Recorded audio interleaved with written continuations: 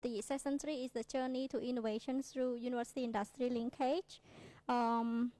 First, we will have the keynote address from our keynote speaker, Lok Chumtio Chiratha, who is the Deputy Secretary of State of Ministry of Industry, Science, Technology and Innovation. May I invite Lok Chumtio Chiratha on stage for her presentation. Please welcome.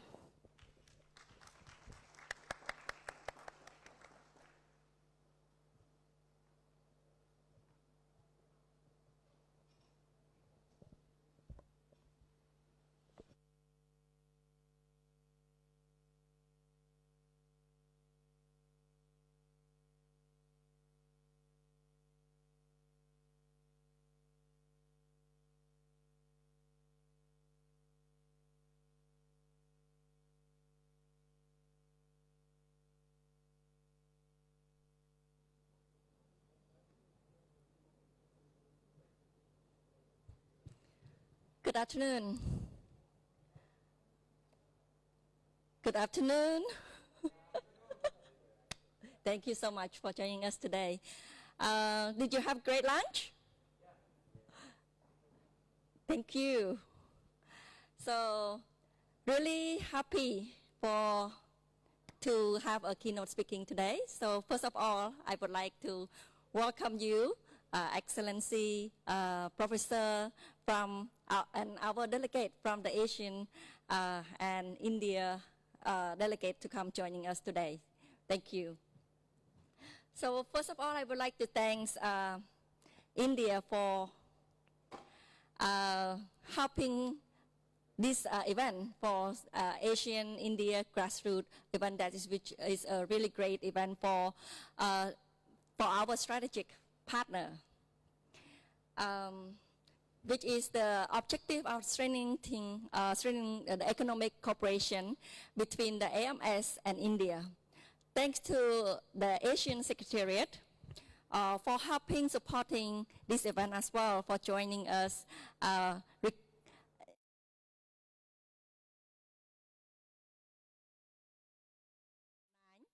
coming here today. And also would like to thank the Department of STI, the General Department of STI from the Ministry of Science, Technology and Innovation of the Kingdom of Cambodia for working so hard to help coordinate this event. So it's such a great honor for me to do a keynote speaking on the panelist discussion number 3, the journey to innovation through university-industry linkage.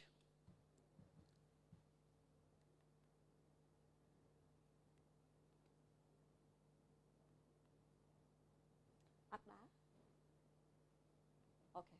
Oops. So, as we know, that innovation is the product of invention and commercialization.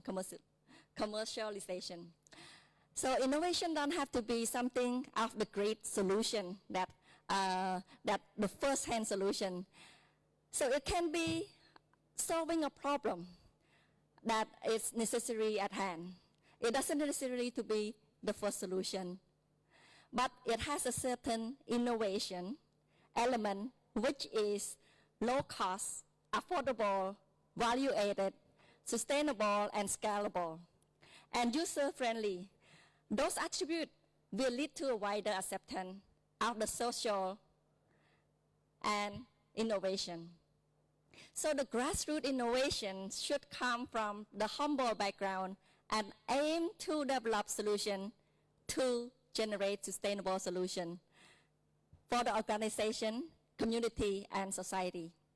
So it is so amazing. From yesterday, I came here for the launching and I walk around downstairs to see the exhibition from our 60 booth from the AMS country and also the Indian country. We see so much of innovation in there, especially the creativity and using Internet of Things and science technology to create a sustainable product that help the agricultural side of it or manufacturing side. So this is a very great platform for connecting between the government, university, and industry together in a triple helix of collaboration.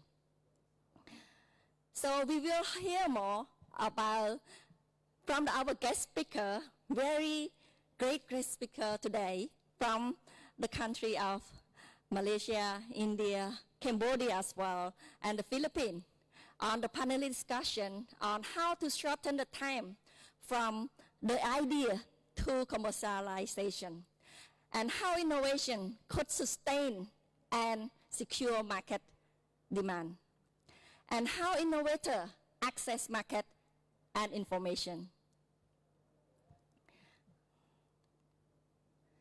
So we know that the university industry linkage is an interaction between the university public research center with the goal of solving the technical problem, working on the innovation project, and gathering scientific and technological knowledge.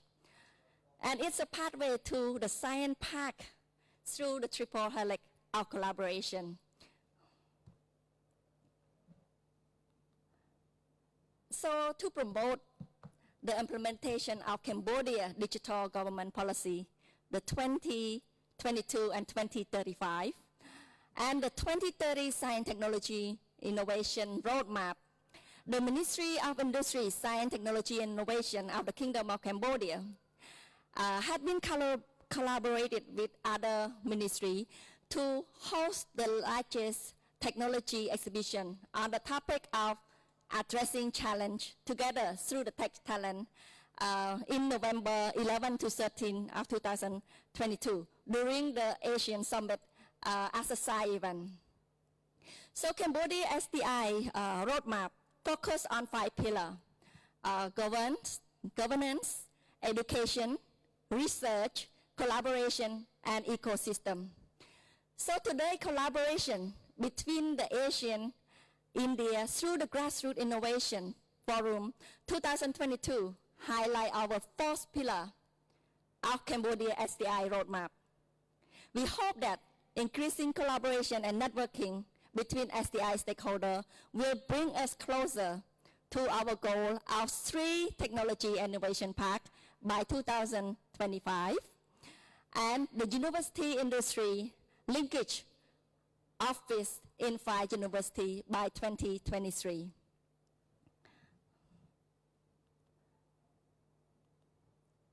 So you may wonder, what is the benefit of industry from the university industry linkage cooperation?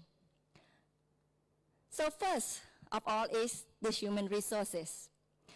Connecting human resources or potential graduate reduces the human resource recruitment costs and staff costs for continuing education and providing human resource training. Second is research. So the industry will be able to connect to all the research expert, university professor. So accessing to the research skill and application and of research result in the industry. Third is technology.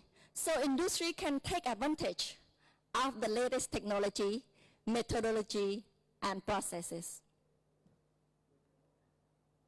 4 is the equipment and facility. So industry can take advantage of the university advanced technology and lab for their R&D.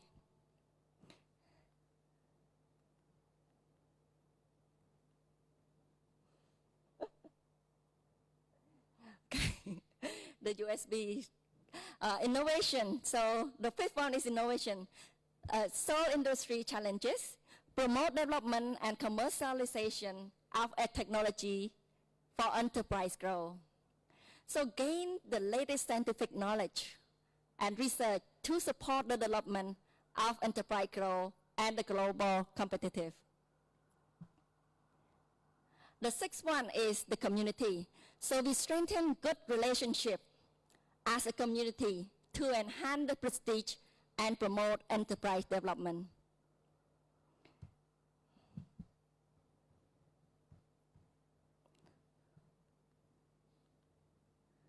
So we ask again, what is the university benefit from this? So first of all is financial support. So obtaining the university can get the financial support from the industry to do the researches and finding new innovation.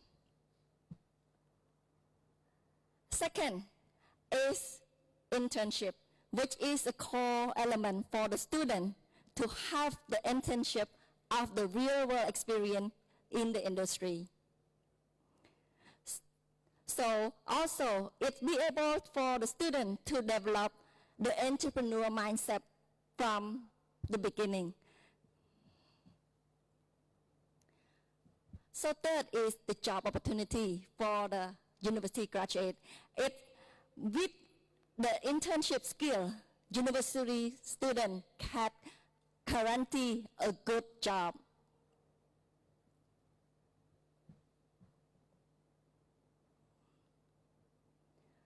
So the first one is research. Receive the enterprise research project support, collaborate on highly complex scientific research, and transfer our research results to be applied to the enterprise and acquire intellectual property. The fifth one is innovation. So involvement of faculty, students to solve technical problems in the enterprise, get the real data available in the enterprise to create the more innovation to support the real world problem. So the sixth one is also the community, with will enhancing the teaching experience of college staff in line with the modern technique and gain knowledge according to the new trend and challenges to develop the curriculum. Attracting the startup or company to locate their base in the university campus.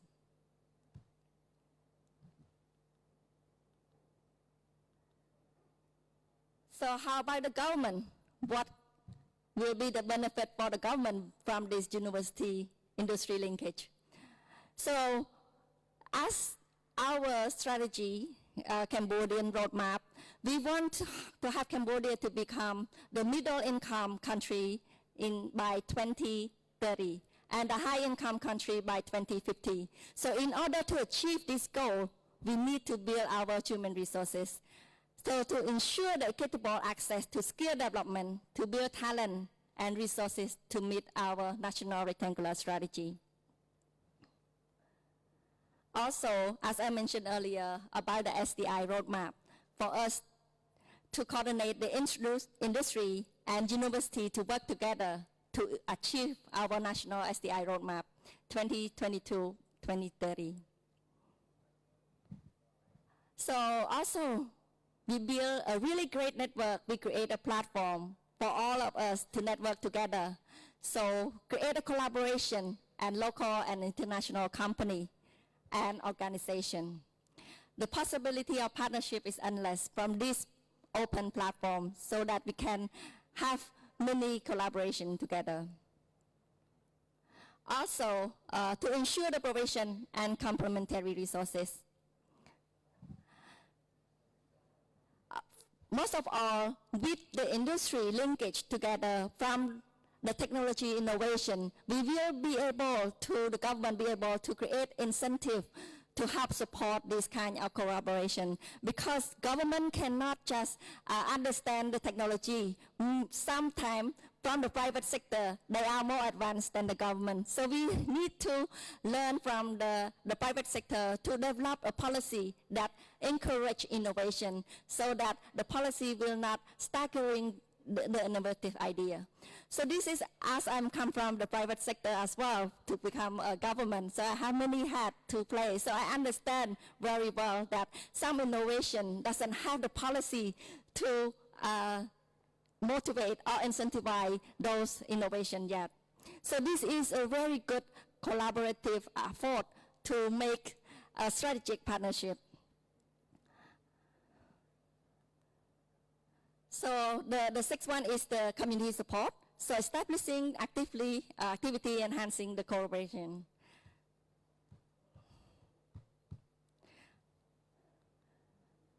So we now at the current context, in Cambodia, we don't have many universities yet that establish the university industry linkage office. ICT, this is where we are right now, that was the first one to establish the university linkage, industry linkage office that established in 2014 in the Institute of Technology of Cambodia.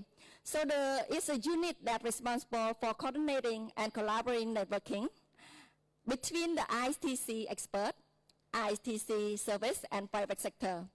The university linkage, industry linkage has played a pivotal role in promoting partnership in business and private sector, creating the strategy and mechanism for the cooperation and monitoring the operational progress to ensure the continuous and sustainable cooperation between the ITC and private sector of all levels. So this is our, we know that the government needs to play an active role to support the university industry linkage. So this is the reason why the Ministry of Industry, Science, Technology, Innovation of Kingdom of Cambodia have been playing an active role in organizing this event.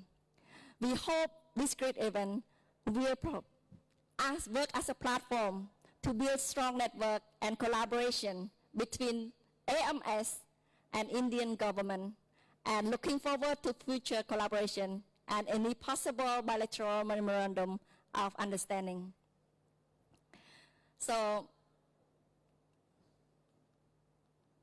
finally, I wish Excellency, ladies and gentlemen, Professor, Dr. And Asian delegate and student, good health, good luck, and good fortune. Enjoy your stay here in Cambodia and enjoy networking. Hopefully we can see many MOU coming out of this great event. Thank you.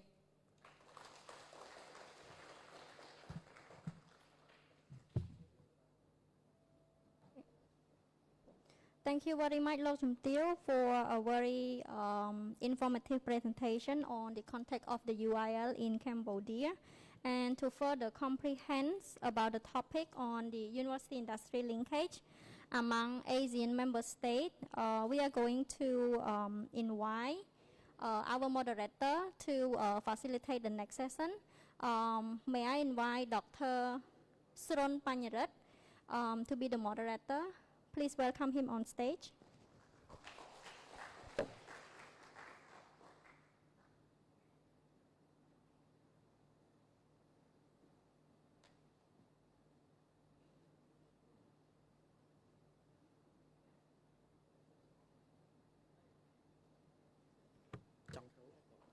Okay, good. Okay, good afternoon. Thank you, MC, for your introduction. Good afternoon, everyone. Today is I'm very excited, and it is my great pleasure to be a moderator in these sessions. And today we're gonna discuss on the journey to innovations through university industry linkage. When we talk about innovations, I think you heard in the morning session, they say that innovation can happen from anywhere, any place, from anyone's. And it can happen in a grassroots level, it can happen in industrial level. But for your information, at least at the recent decade, most innovation, some technological innovation, mostly happen in the lab. For example, our mobile phone, internet, and many things else. That's why university play very important roles. And mostly industry and university find it very mutual beneficial to cooperate with one another. I think Lok Chum Teo has mentioned already about the benefit of universities and industry from the collaboration. But I would like to reiterate that on the one hand, the industry can benefit from the external sources of knowledge that the research that the university develops through research. And on the other hand, the university move from the traditional approach, let's say focusing on just teaching and learning, and do some research, to a more modern approach that we call entrepreneurial university. The university do the research to make profit, to support further on research, and the industry can use that kind of knowledge to respond to their needs, to address to their issue or something like this. And the university can earn profit by, how to say, technological commercialization or spin-off activity. I think this kind of topic has been discussed a lot in the developed countries and has been discussed in some developing countries as well. And that's why I think that it is a very timely moment for us to discuss on this topic. And today we have 5 distinguished panelists to discuss on this topic. And it is also an opportunity that we can learn from each other as well. Especially we have a professor from India or something like this. Without further ado, I would like to invite our panelists to come on stage with me to talk about this topic. First, I would like to invite Dr. Samila Mohammed Saleh, CEO of Malaysian's Innovation Foundation. Please come on stage. Second, we have Dr. Hal Janton, lecturer and researcher in the field of IoT and cloud of Institute of Technology of Cambodia. Please come on stage. Okay. And third, we have Mr. Juan Gabriel Dari. He is a social innovation analyst, UNDP Philippine Accelerator Lab. Please come on stage. And fourth, we have Dr. Chin Chai. He is a Vice Dean of Faculty of Agro-Industry, Royal University of Agriculture of Cambodia. Please welcome.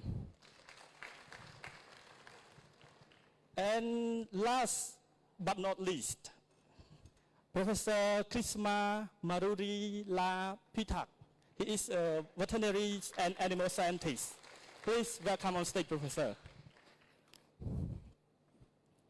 Thank you very much.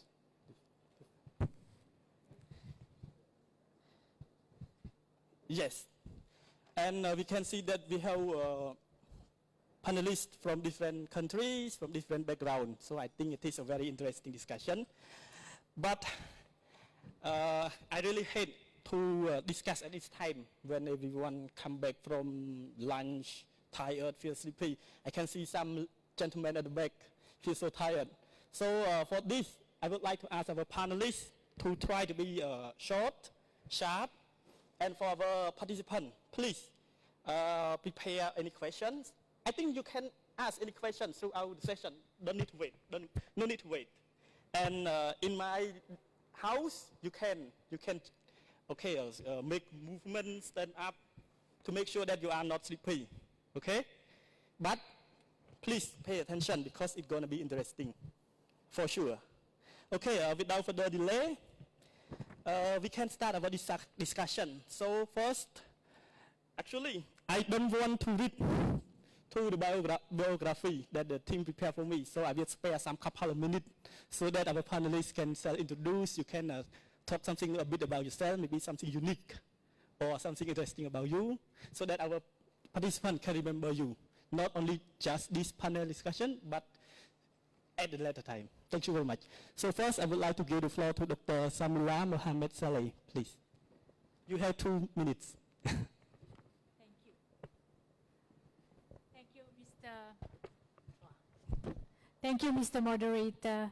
And then I am so pleased to be seated together with, I think, the famous and then the best person to talk on the university industry linkage. So I am the CEO of Malaysia Innovation Foundation. I have started to champion the grassroots innovations movement in Malaysia since 2011.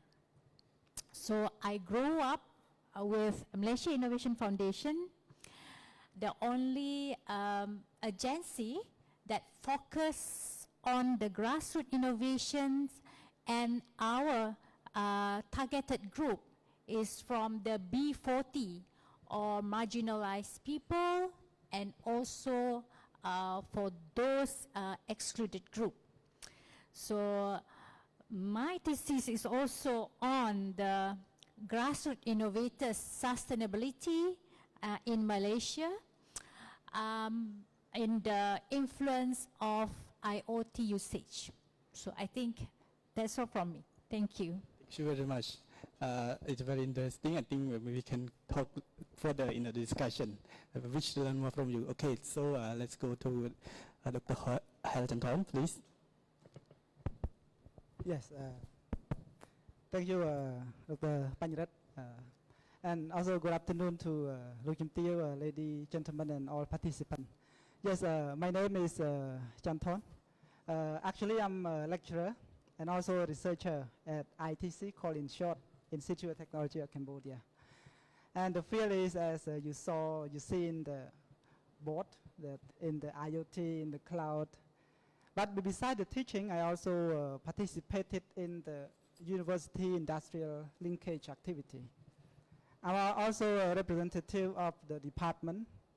Like in ITC, we have office, and in the office we have the structure that they are representative from all departments, and for example, or grade school or faculty, something like that, to have. And furthermore, I also joined in another project that is the joint project between the Ministry of Education and Ministry of Labor, that they want to improve the skilled labor in Cambodia. So university industrial linkage is one of the main objectives that the project aims to achieve. Because the thing that it's the only strategy that can connect, as Lu Kim Teo mentioned before, the expert from ITC, from the university, to the private sector. And sometimes it's also to dispatch the resource from university to keep or to learn more from the actual practice in the company. So they will have like the industrial relevant, and they can sharp their specialty to meet the industrial for innovation. Yeah. That's all for me. Thank you. Thank you very much, Bong Janthon. Actually, he is an old friend of mine, and I cannot wait to discuss further with him. Okay, thank you very much. Let's move on to Mr. Juan Gabriel Dari, please. Hello, mic check. So, hi everyone. I'm Juan Gabriel Dari. I'm from the Philippines, and I'm representing. I'm wearing two hats today. I'm representing the Philippines and also UNDP. So that's the United Nations Development Program. So I'm one of their social innovation analysts, where I really get to focus on circular economy, local convergence, and also innovation, specifically social innovation. So I previously was an advisor at the United Nations at the headquarters in New York, and I moved back to the Philippines, and now I'm trying to push for social innovation, especially grassroots innovation, in partnership with the Philippine government. So that's the Department of Science and Technology.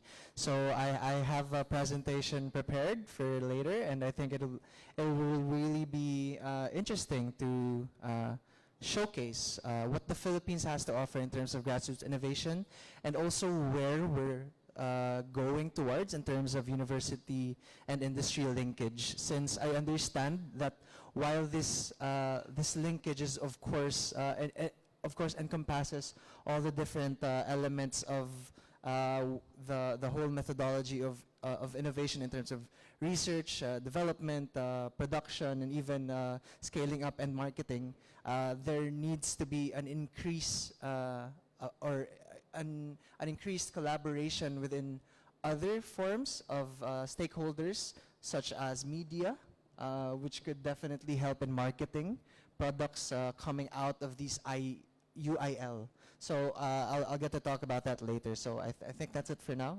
Okay, thank you very much, Mr. Wan. We're looking forward to your presentations later on. And let's go to Dr. Chim Chai, please.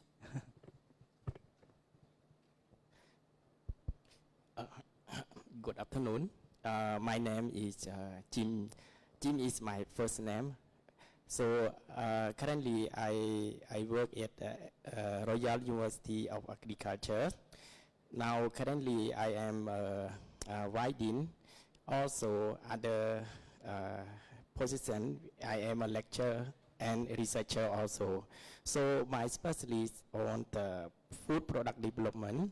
So I will show some case that we work together with the university farmer and we commercial that product to the market. So I will briefly in my presentation how we work with the farmer, university expert and private sector linked together to push that product to the commercialization. So that's all my. Thank you, Dr. Jim. Let's go to Professor. Please introduce yourself. Thank you very much. Hi, good afternoon everybody. I am a Professor Krishan Pathak. My first name is Krishan. I am a former Vice Chancellor and former Deputy Director General in the Ministry of Agriculture, Government of India.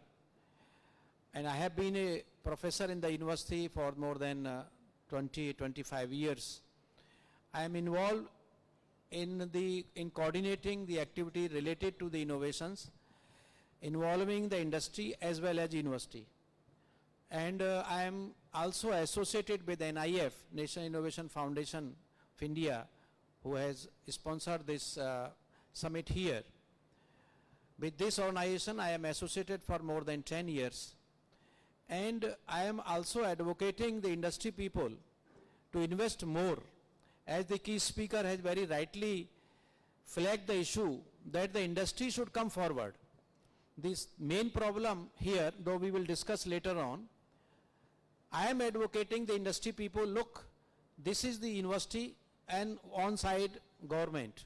So government is not taking so much lead, but there are many universities in India who are taking lead and inviting the industry people, and they showcase the innovations developed by the farmers, though I am confined to the innovations developed by the tribal people, tribal women, students, related to the agriculture and livestock and fisheries sector. But I feel that this session is very important because these three components, that is university, government and industry, they are needed for the commercialization of any innovation which is developed, and if any innovation is not commercialized, then I don't think it is innovation. Okay, thank you very much, Professor. I think we have a lot to discuss after this. But before that, we will have a presentation from each panelist. And because we have 5 people, and I think everyone in the room cannot wait to discuss. That's why I would like to ask again. We only have 10 minutes for each presentation. Please try to be as sharp as possible so that everyone can have a lot of time to discuss. Okay, so I would like to invite Dr. Samila, please. Okay, thank you, Dr. Moderator. Okay, let us start with Malaysia. So again, a very good afternoon, distinguished guests, ladies and gentlemen. First and foremost, I would like to thank the ASEAN-India Secretariat for inviting me to speak on behalf of Malaysia's journey, our own journey to innovation through university and industries linkages. Malaysia has experienced a remarkable growth journey since 2011, transitioning from a country dependent on primary commodities like rubber to its present-day knowledge and innovation-driven economy. While innovation was not unknown in Malaysia, its growth has widened exponentially beyond the limits of science and technology. While Yayasan Inovasi Malaysia or Malaysia Innovation Foundation look at how innovation could be inclusive from the citizen's perspective. So I would like also, okay, I would like also, all right, yeah, I can see that, okay.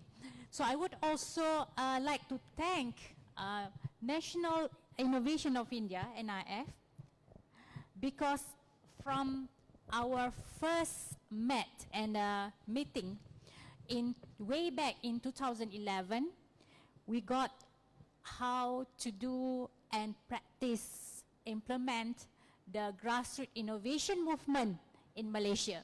So a big thank you to NIF and the members of their grassroots innovation ecosystem. Yep. At that time, I am very new. I was only a senior manager and then been tasked to proceed with one big movement called Jejak Inovasi in Malaysia, in Bahasa, which is, if we can translate, it's a innovation discovery. Entire Malaysia. So you just imagine the allocation received that year in April. So I have 13 states to go another for the next 8 months. So you just imagine we have to tap all the states and we have to discover innovation at the grassroots levels at that time. How we make it, it is a history. But first, that we come out with the database. We know that India has a lot of database on the grassroots innovation by or for the community. So we've learned from there, and then we embed technology inside the movement. So I'm established one database called Innovation Map. It's still owned by Yim. Until now, we have not disclosed to anyone yet, only maybe first a few paragraphs. And then after all, everything is still under us. Then at the moment, we have around 6,000 innovators under our ecosystem. So that is the first era of grassroots innovation. It is hard because of our Ministry of Science, Technology, Innovation look into more to the rocket science and whatnot. But we still believe that grassroots innovation and social innovation are the pillar to the growth of our nation. Okay, so let me start with Malaysia Innovation Foundation, established under the purview of Ministry of Science, Technology and Innovation since 2008. And then we have operational full swing in 2010. Our mandate given is to discover, develop, and match innovation development grants. So we are small, but we hold certain allocation to develop whatever innovation at the grassroots from the functional usage, utilize, until up to the commercialization. So we use technology readiness level to measure from technology readiness TRL 3 up to TRL 8. So that is part of the journey in the developing the innovation. So basically, now, like what I said just now, we have 6,000 innovators all over Malaysia with all type of innovation that is people's ordinary days, chores, to face any challenges. And then at the same time, we also increase the quality of life and well-being, especially for the 40% group and those affected by the COVID-19 pandemic. Okay, then let me go to next. Okay, so here is the secret that I'm sharing today is about the services that we offer to all Malaysian. So since its establishment, YIM's role has expanded from only populate the innovation we found at the grassroots levels up to empower social innovation and social impact investment by solving a problem through STI that benefited the community. So if you can see, the STI element has been one of the main important themes in enabling the effectiveness of the nation's economic, social, security, and environment. There are also being divided into two, the development under products and talent, and then STIE acculturation.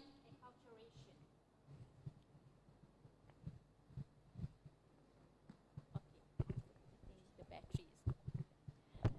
Okay, from here you can see also under STIE acculturation we have the facility, so which I will bring you to that.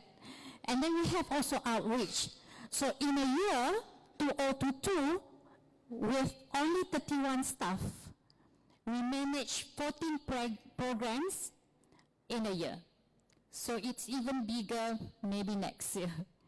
Okay, so then you can see also the stages from the development up to funding program. So we are lucky because we are entrusted with allocation from the government, focus on the B40, to the marginalized people, and also to the small micro enterprise. Okay, so let me go again. Under the programs that we call implementing inclusive social innovation program, we have three main job or task. One is product funding. Number two is development of social innovation infrastructure. And number three is the capacity building. So in all, we also have divided into three. One is the funding. We have 4 funding. The important one until up to the establishment of entrepreneurship. Other than that, we also make the STIE makerspace. So we used to name in Bahasa Malaysia, we call it Ruang Reka. So Ruang Reka is to translate in Bahasa in English is makerspace. And then at the same time, we have also been supported by collaboration with the financial institution. We have My MobiFix, actually is helping hand, given some money from HSBC Bank. It's been 2 years already, to train those unemployed people with the skill to fix the smartphone from home. So, okay, so this is a few about the program. Okay, let me go again. And then only one that I focus today is about the makerspace. So I know that in university you have good makerspace, but of course our makerspace is at the rural or urban rural. So in this, the concept that we have is to the space that to as a platform to design technology and innovation hub that provides educational, training, and technical assistance. So each makerspace is equipped with STIE appliances and technology application such as 3D printer, robotics, arts and crafts studio, mini digital studio. We found that the excluded group, the marginalized people, they have a very rich information in terms of basic knowledge, and they are rich with so much knowledge on superfood and whatnot. But they have less platform to be accessed online and digital exposure. So what we do, we also put one platform, we call it Mini Digital Studio. We teach them how to do the marketing over Instagram, Facebook, and a few other social media channels. So the primary objective of Makerspace is to share knowledge, skills, and practical experience through quintuple helix. So which is a combination of government, yeah, like us, we are representing the government, industry, of course, like what we have with the financial institution, and other than that, like a few international brand, Uniqlo, Calvin Klein, other than that, we also have Samsung, yeah, and then academia. So every state will have an opportunity to work with all the makerspace at their community. So this is some sort like CSR project to the academia, and also involved directly is the community and the environment per se.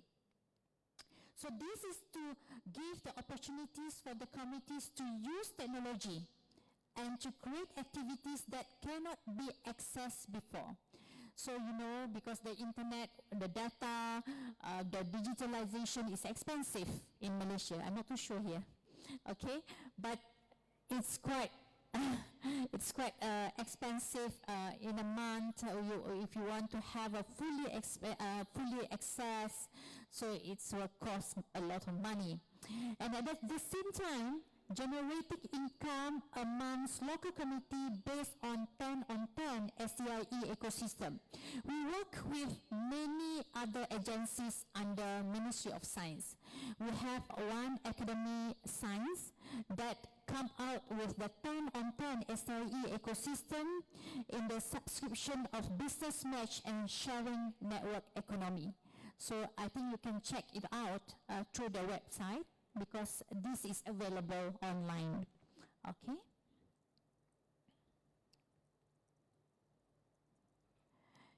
This is all state in Malaysia. It's one is like a fish, another one is like a head of dog, I think, yeah? So you can see from there, okay, we have 3 ongoing development, 7 has been developed, and 3 will be developed by 2022. So we will prepare everything and tap in all states. So this is the makerspace that we are doing. 2 are flagship, meaning it's bigger, it's better, more equipments. Others are smaller in accordance to their needs. Other than that is also, when you go to the makerspace, every state has the look and feel differently. So if you go to the East Coast, the color, everything is different compared to what we have in the Southern and Northern. Okay? So we just give an experience that ID, the interior design, is also part of the culture. All right? Okay, I have to show you, this is the short video from the 3 makerspace that you can see that the feel is different. Even the space is also, there are bigger, there is a small compared to their need. Then we have also a smart, what do we call, smart kitchen.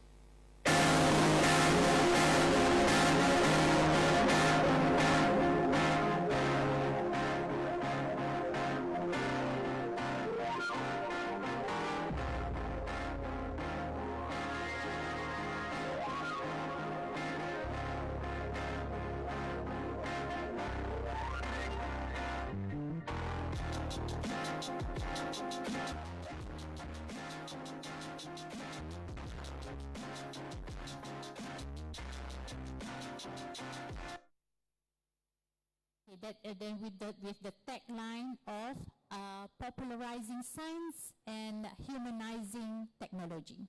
Okay, So let us go. Another important thing is about how you want to find the gap, yeah, between what offered by the Ministry of Education, Higher Education, with the commercialization arm up to the TRL 9. So you can see in the yellow color, that is the funding given by YIM. Other than that, we have many agencies that also have their particular element of importance in developing the innovation up to commercialization. So I think this is all the stages and funding agencies, facilities framework. This is where when we talk to the people, to the industry, to the university, then they can see basically what they are going and to fill in between. Okay? So I think that's all, right? Thank you so much. Ukun.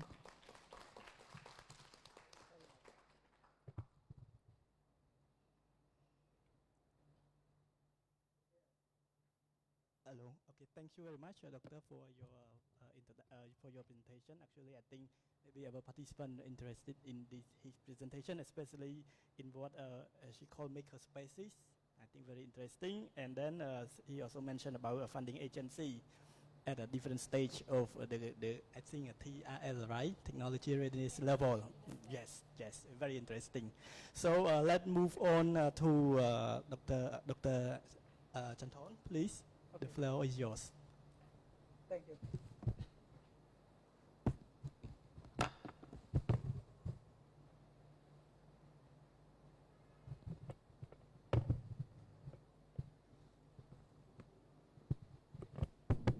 Yes, very good afternoon again, dear ladies and gentlemen, and all participants. Yeah. So today I just like do a brief presentation about what is your office of ITC is doing, and some activity that we've done and what we plan to do as well.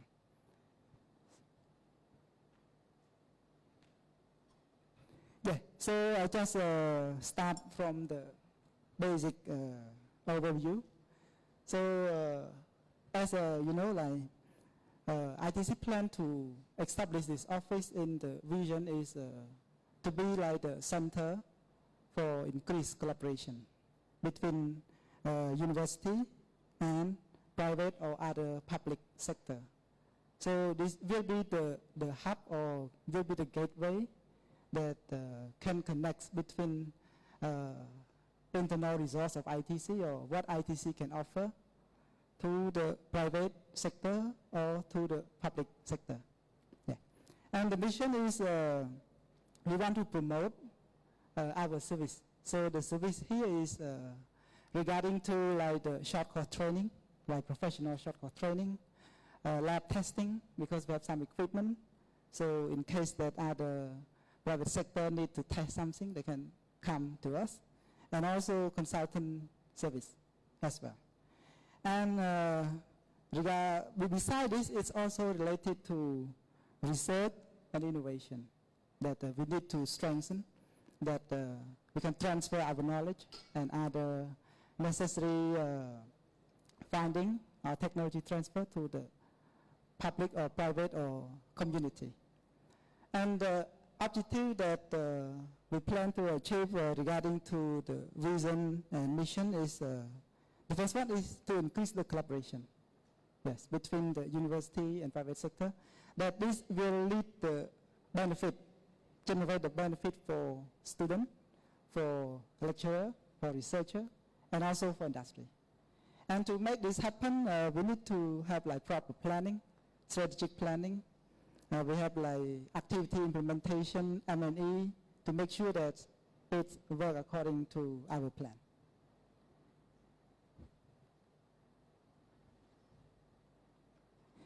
Yeah. So this slide, I think, can be the brief from the previous slide, that the main point that ITC is focusing on. So the first one is the technology transfer. Because we do some research, and then maybe that some kind of research could be like an innovative thing, and it can be protected by intellectual property, and then it can be transferred to the private sector. So the office will try to maintain this, try to connect this to the private sector, try to find the private sector that best fit to the technology that we have developed in school.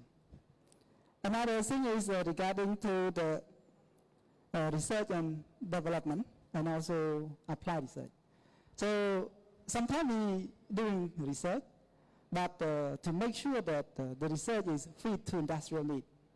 So the office play a very important role to connect to the private sector. So this case is we want to develop a new project, but we don't know what kind of technology that is best fit to the private sector. So this can be the perfect place that the UL office can connect to some private sector to develop the joint project together. And the last one is for the education or academic purpose. So the office will work closely with the industry, try to connect with the industry, try to check the update of the industry, and then they gain the feedback from industry to do the input to the curriculum modification for the student for internship. Yeah. So this is also the role of the university industrial linkage of ITC is doing. Yeah. So we established in 2014, and from 2015 is the time that do like the capacity development. And in 2017, ITC also create like the incubation center that support for the startup, for the student startup, technology startup. And 2020, like they still like improve the activity strategic plan of the office, and we support like from loan from ADB or World Bank. And that will lead to the future is we want to reach our vision. Yeah, so we need to do another concrete planning in the future. So this is the structure that we are having right now. So we have the deputy director in charge of cooperation inside, and also in the office there is the head of the office, deputy head, and also representative from the department, faculty, various school, incubation center that they can work together to connect to the private sector. And as I mentioned above, like the main role of the office is to create partnership. So the partnership for research, partnership for technology transfer, partnership for curriculum development, improve curriculum development, improve like the job for the student, yeah, and also promote the service like testing or consultation service as well, yeah. So service here is ITC focus on training service, testing, consultant, and some short project contract service to develop some small project or other thing. And the office is responsible for like documentation, coordination, MOA, MOU, contract, and also office do the marketing to promote what we are having to the other party.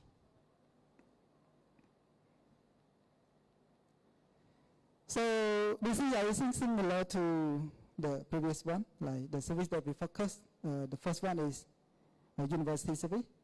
The second is for student. And the last one is, we can say like for innovation, that we try to work closely with the private sector to find the real need of the industry. And then we develop or implement the project that solve the specific problem of industry.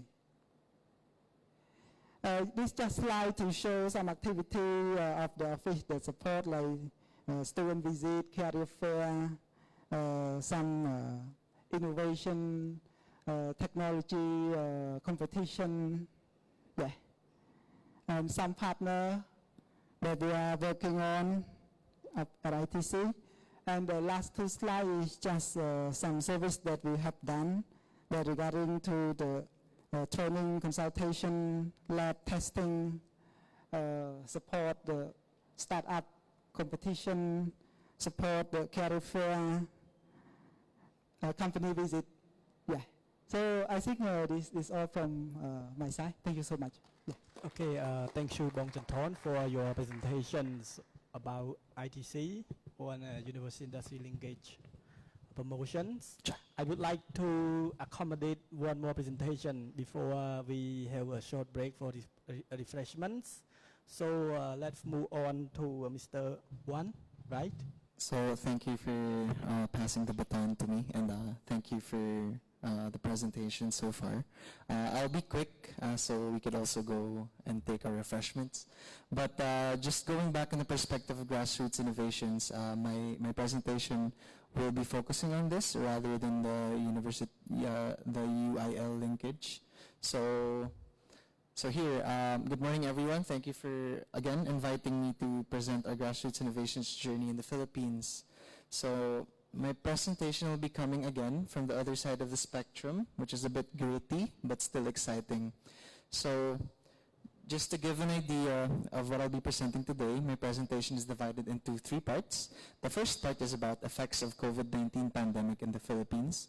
The second part will give you a walkthrough on our grassroots innovation journey in the Philippines. And finally, I will end with a couple of takeaways from our work with grassroots innovators. So let me begin by providing you a quick briefer on the COVID-19 pandemic and its effects in the Philippines. So 60% of MSMEs have stopped operations, while others adopted reduced working hours or work from home schemes. So more than 1.19 million workers were affected by the lockdown.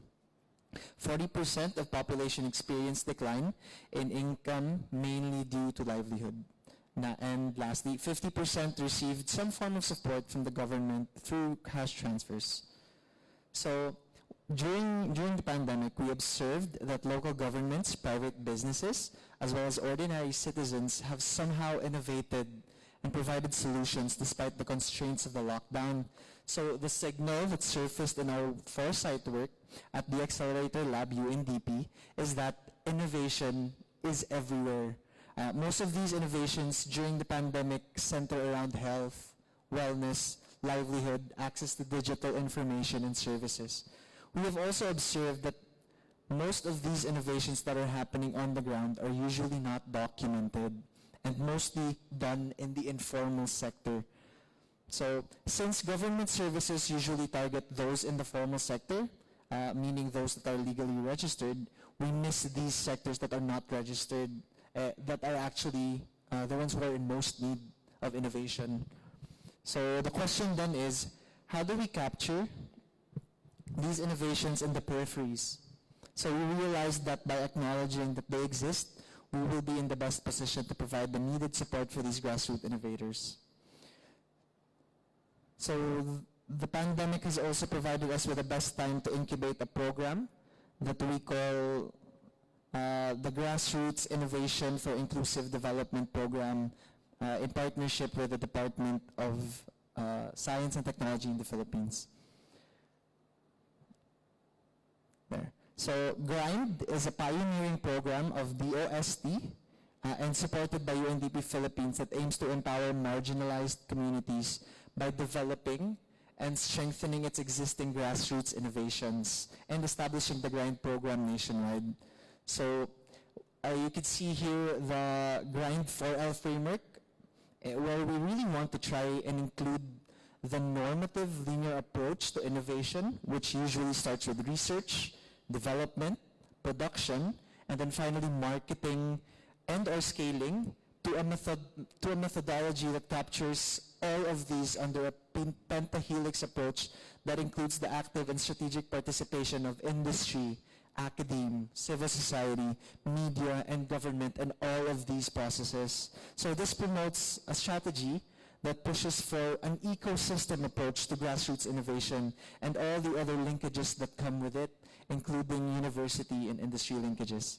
So you can see here the pentahelix model. And again, it's really not constrained to the normative GIU linkage. So it really encompasses the whole ecosystem of innovation, who the counterparts are, who the different actors are that are ultimately influencing each other. So the DOST partnership, we are providing capacity building, especially on the Saliklakbay solutions mapping methodology, which I'll be talking about later. Technical support and advice on the national implementation of the GRIND program, co-developing of the GRIND grassroots innovation database, and also linking to global grassroots innovation network. So we are pushing for this global local network where this could be a model that allows for a more accelerated and simultaneous global and local learning.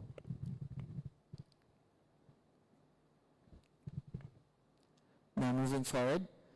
So what is the Saliklakbay that I mentioned earlier? So the DOST GRIND program's core component is the Saliklakbay Solutions Mapping Adventure. Solutions mapping is a signature and core methodology of the Accelerator Labs. So Saliklakbay is actually a combination of two Filipino words, saliksik, which means research, and lakbay, which means to travel. So we primarily use the social innovation tool to map grassroots innovations and solutions in the countryside, also in informal sectors within the city, and also the communities that are outside of the peripheries and also the margins. So our goal is really to identify needs, issues, and opportunities by looking for solutions developed by the people and are often not recognized or overlooked. And we see these every day, no? in our neighborhoods. And it takes a lot of humility for one to acknowledge that ordinary citizens have the capacity to innovate and become active participants in the innovation story in our country and also in our economy. So to date, we have these, so I will go into detail. I'll parse through it quickly. And also we have, we have nature-based solutions, sustainable livelihoods, indigenous crafts and technologies, ethnobotanicals, heirloom recipes, user-led and grassroots-based innovation, technical feasibility innovation that are also widely used by the communities, and all of these have the potential for scale. So at this point, let me share with you some takeaways that we have learned from our grassroots innovations journey in the Philippines. So ultimately, serendipity, or encountering something by chance, is a big component of inclusive innovation. It serves to be an attitude and an aptitude for making unintended discoveries, often by accident. So we need to take advantage of the things that come unanticipated, unexpectedly, and also solutions that are unsought from the least likely, right? So even ordinary citizens really have that drive for innovation. So, and also leveraging the global network through a multi-stakeholder and ecosystem approach. So approaching the implementation in a more systemic way by promoting and including the SDGs and involving a diverse set of stakeholders. The third lesson learned would be utilizing storytelling to advocate for the movement. So humanizing science and innovation through real stories as a way to change attitudes, advocate for a cause, drum up support, and call supporters to actions. The fourth one would also be multi-sectoral support to build and strengthen the grassroots innovation ecosystem. So this means that innovation in the peripheries, usually coming from the informal sector, needs to be legitimized by institutionalizing the support they need to build and strengthen the ecosystem. This includes policies that acknowledge, enable, and support GI. So lastly, allow me to read a quote. no, from Anil Gupta. So rather than looking at inhabitants of poor regions collectively as a sink for aid and advice, we need to recognize their contributions formally as a source of inventions and innovations. So minds at the margins are not marginal minds. So thank you, salamat po. And yeah. Okay, thank you. Okay, thank you very much, Mr. Juan, for your presentation on the journey of grassroots innovation in the Philippines. I found it very interesting, and it's the similarity between Malaysia on social and inclusive innovation to solve from the grassroots level to the global level. Okay, for now, I think we can take a short break before we start presentations. So, because I think one of our panelists will leave at 4, so can you try to wrap up without break, and then we can leave early, that's better. okay, we can continue our Yes, presentation. yes. Okay, Thank you so much. Very good. Actually, I don't want to break as well. And for the participant here, maybe you can go out and grab the drink or the food and come back, and then we can continue our discussion. Okay, without further delay, let's go to Dr. Jim, right? Please share about your presentation. Thank you very much.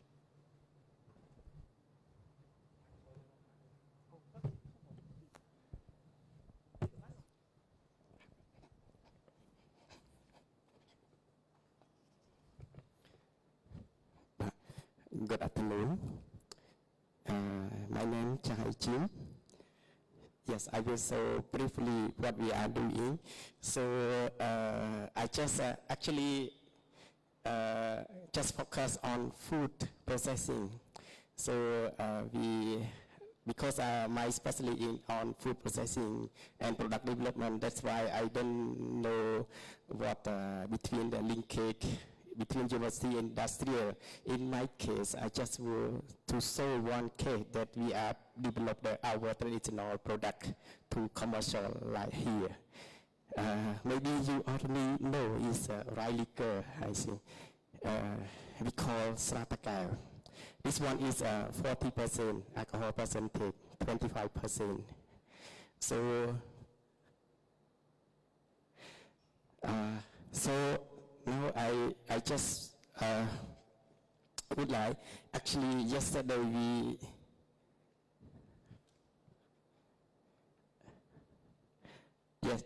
yesterday we saw some our product also at the exhibition, but today is no. So actually I just would like to show some innovation of agro-processing that we work in RUA. So I think this one you know already is rye liquor in Cambodia, but however our product still in the local market, just a local sell for only local person, and the quality also is still very limited, very low quality. That's why we choose this product to develop to high quality, and we package and we do for commercial. So what we are doing, so briefly I have about the Royal University of Agriculture. So second, I just show about the product development in case study of rye liquors, and the third one just what kind of service that our faculty or university we can provide for food processing. So firstly, I would like to say about the history. Our university established during 1964. So until now, it's nearly 60 years already.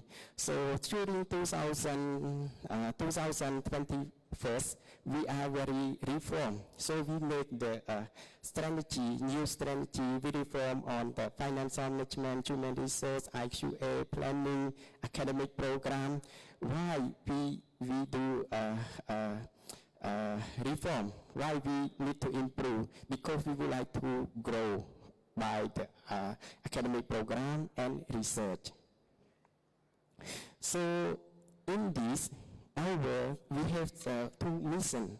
The first mission is provide immediate produce high quality graduate in agriculture, because in Cambodia, University of Agriculture has the biggest is Royal University of Agriculture that we can call RUA, just short. And second, we produce basic applied research output linked with market and grow. So these are the big mission that our university to do this. So after that, what our university do, what the rule of university. So this one I just would like to say that education, research, and industry link. So this we would like to promote this one. And RUA provide education, become the specialist with the high productivity and new product, become to productivity and grow. And even the research, RUA is one part, the basic and applied research to new technology and new product for the productivity and growing. So in RUA, we will focus on the animal and poultry product, fish and fishery product, crop production, food science and natural resource, and rural development. Because in our university, we have 10 faculty different. That's why we focus all agriculture and include food science in here. Food science is my faculty. And what we are make, we just, okay, we should, when the student graduate from RUA, the student, the making student to be the quality, relevant, better job, and better rate.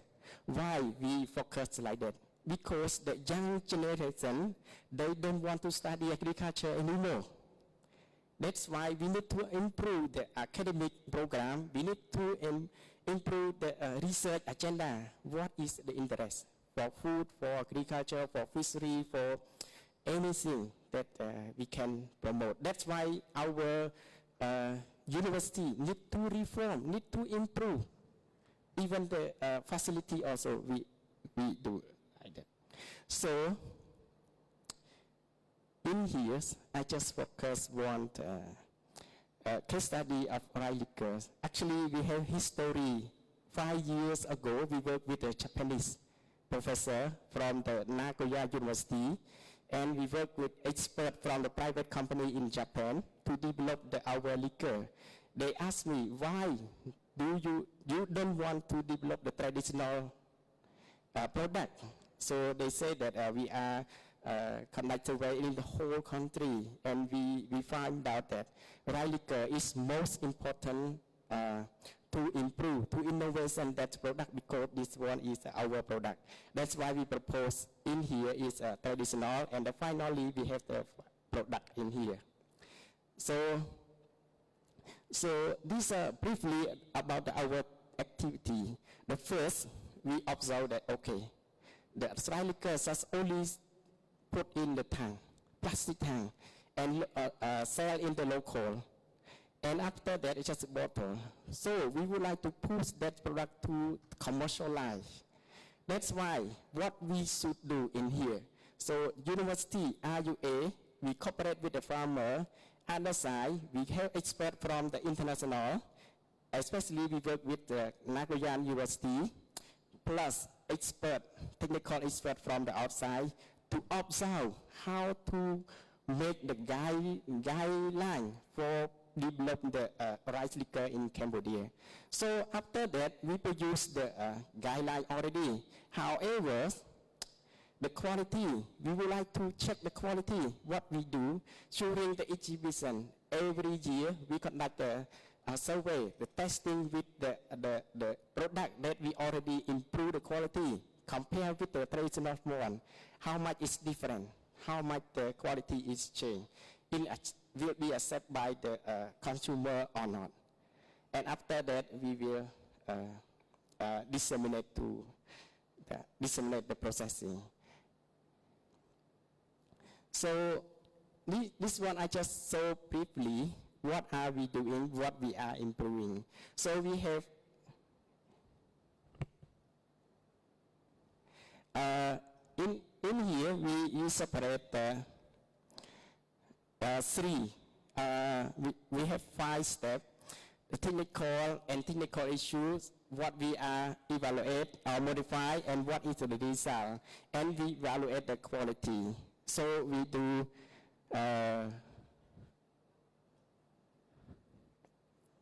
so actually in here we just focus on sanitation, the first step, and second step is the method of the cooking. Normally, traditionally, they boil. And after that, we just modify it. Should be modified to the steam, because the steam no burn dry. So the burn dry will become the smoky smell. If the smoky smell in the final product is not so good. We like to smoke, but we don't like the smell of smoke. So that's why we need to improve. That's one. And the sanitation also in here we have normal and we modify. And the most important also is the water that the farmer use. They use only the pond water because a little bit they don't know what is happening. If you use that, it's not so good. It's become the smell is mundy or something like that. And after that we improve everything, sanitation, check the temperature, use the quality of water, and during fermentation. And after that, the fermentation is very good. And the distillation, the third part is most important also. The separate of the quality. The farmer, when they distillation, they mix together. That's why we produce the 40% and 25%. If we separate the highest one and the medium one, we can put 2 products. If we put together only 1 product, that's why 25-40% alcohol. So you see in this picture also very clear and very cloudy in here. So we can sell this the separate quality. And after that we evaluate, we check the quality in here. So mostly they like the improved quality one. And what we are doing with the farmer and this product, actually, if we don't register to MOC or Ministry or Industrial, so the product cannot sell. This product we already registered that both. Actually, before the COVID-19, this product very popular. We sell in the airport market. So during the COVID-19, we don't have the tourism. The selling is very down. So what we are doing with this project, with this product, we work with the farmer, we work with the expert, we work with the university together. So farmer is the producer, the check quality is university, the package, the bottling is company. So this is a cycle that our university work to get this model for food processing. So the final one is just only what we can provide. So we can provide the technique for product development, cell line assessment for food product, packaging technology, processing technology on beef, bread, bakery, meat, cereal, fruit or vegetable, seafood, and we have some ingredients. And we provide the training also for food safety, we want control for human food, GMP and hazard. And the last one, we have we provide the basic knowledge for the food entrepreneurs. If the apprentice, they want to work. So actually, currently we work with some cashew nut handicrafts. Some province, we are work with them to develop the test that we have already cashew nut, and we improve with the different tests, traditional tests or with the spicy test or honey test that we are work with that one. So, and also we have some ingredient in here. So thank you so much. Okay, thank you. Thank you, Doctor, for sharing with us about Royal University of Agriculture and the real example of the ones. And I think Maybe we can test it later. Thank you very much. And okay, let's welcome our last presenters, Professor Krishna. Please, yes, you can come to the podium. Thank you very much.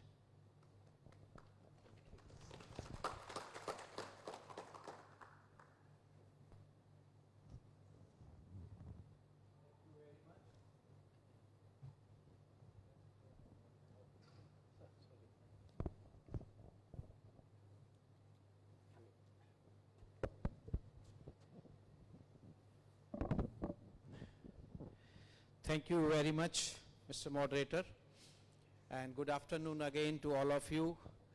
Let me first congratulate National Innovation Foundation India and Department of Science and Technology, as well as the ASEAN Committee on Science, Technology and Innovations for organizing the third summit of Grassroots Forum Summit here, and so successfully.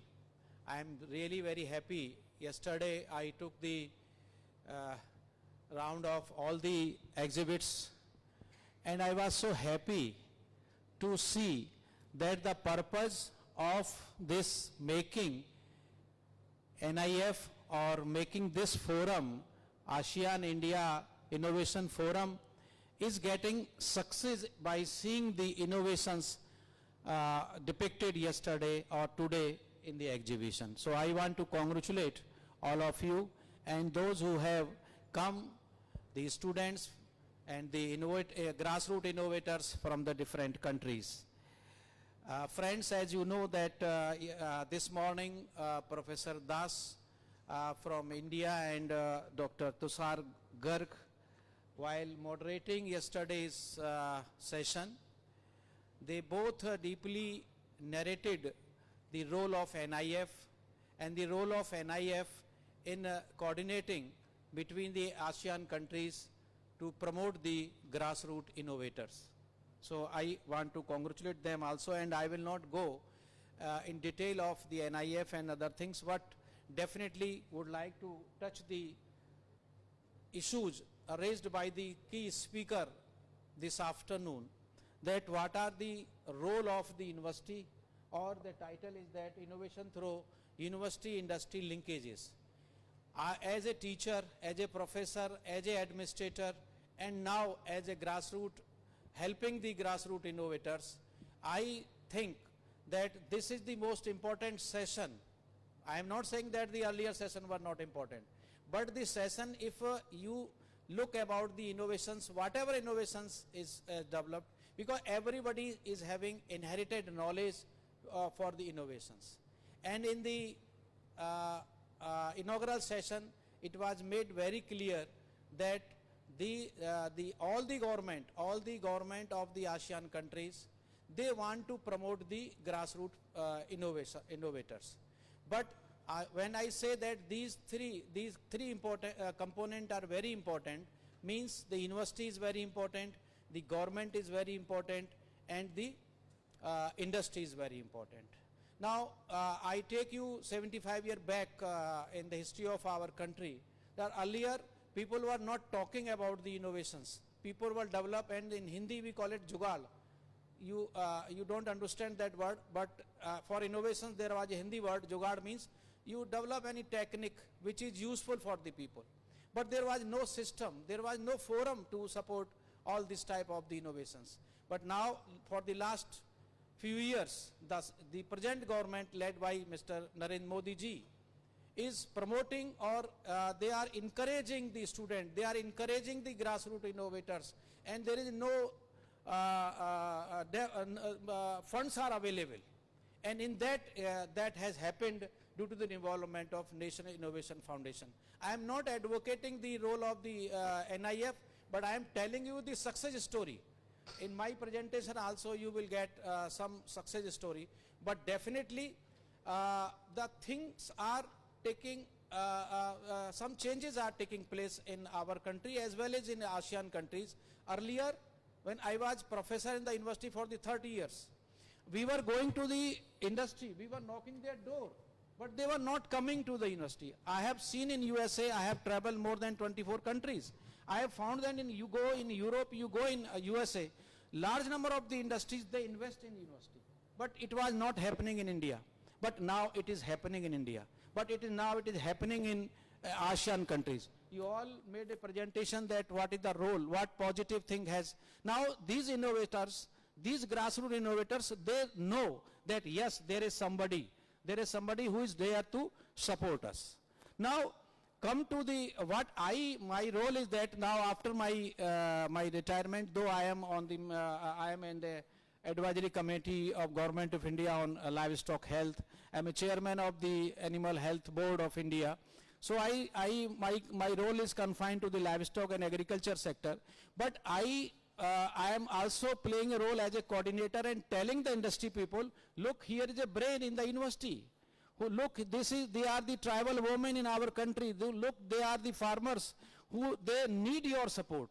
So any innovation, if it is there, and if it is not commercialized, and commercialized will take place only after the role of the industry is there. If industry people are there, then definitely that innovation will go further.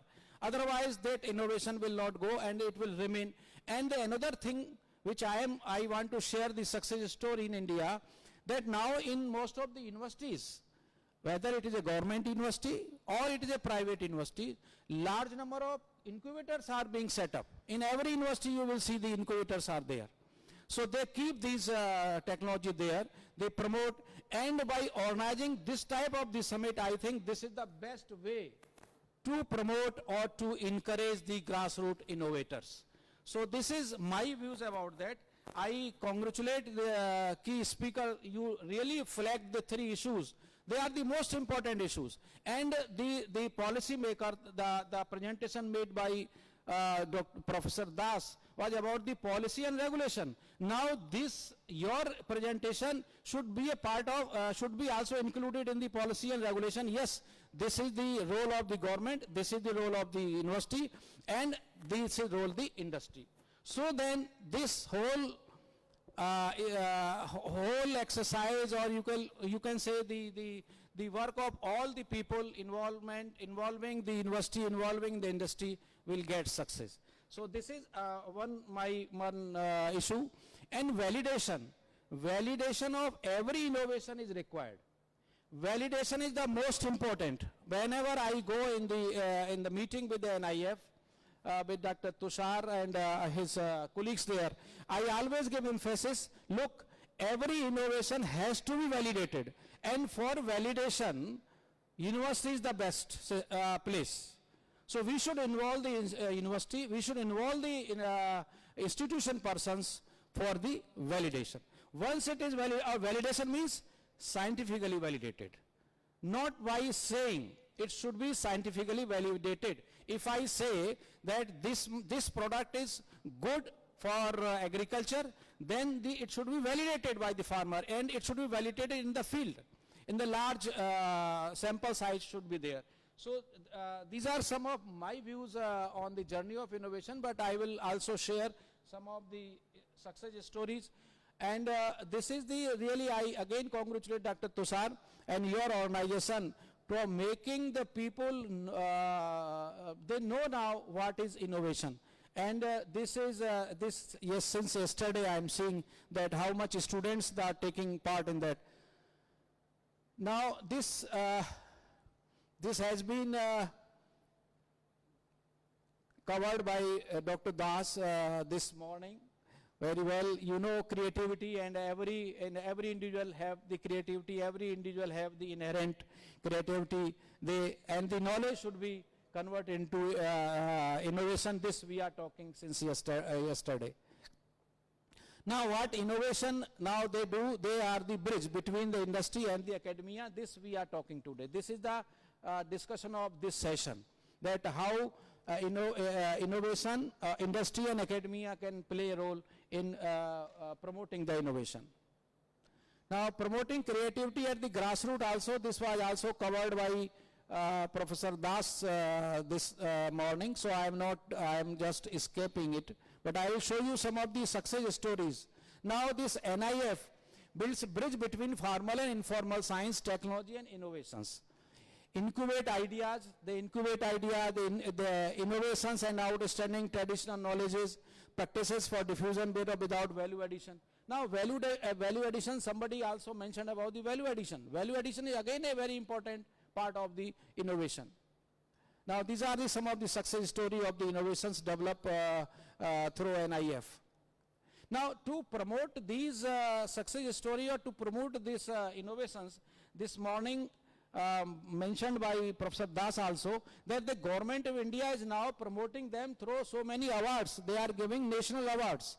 They are giving national prizes. So that these innovators, for example, this farmer, he has developed the variety of the cauliflower.